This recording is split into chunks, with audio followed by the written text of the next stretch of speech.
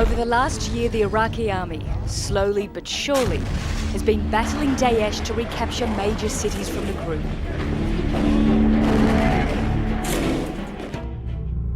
First was Tikrit, the hometown of Saddam Hussein. Next, Ramadi. The latest battle is for Fallujah. And eventually, the biggest offensive of all will be to take back Mosul, Iraq's second largest city, home to 1.5 million people. But to succeed in Fallujah, Iraqi forces need the support of the Sunnis of Anbar province. Without it, Fallujah could slide back into the hands of groups like Daesh, who exploit Sunni anger and frustration with the Shia-led government in Baghdad.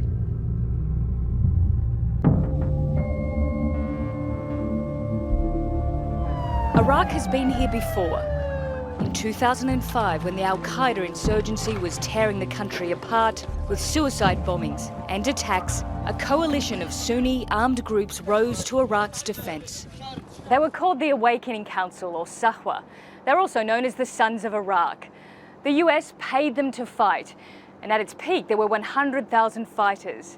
And working with coalition forces, they defeated Al-Qaeda. 10 years later, a new generation is being trained.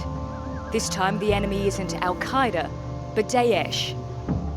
In northern Iraq, men from the Nineveh plains around Mosul with no battle experience have been given weapons. Once Fallujah is secured, Iraqi troops will be redeployed to the north, and the battle for Mosul will begin.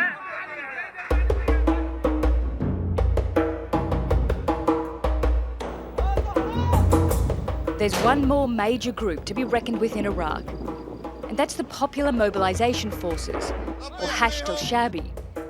These Shia fighters are battling Daesh, providing security in Baghdad and surrounding the outskirts of Fallujah.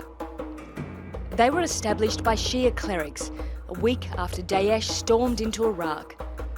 They're trained and equipped by Iranian-backed militias.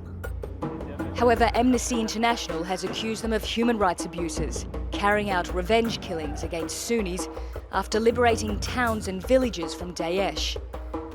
The Popular Mobilization Forces deny it. They are now backed by the Iraqi government. It's made them an official force and pays their salaries.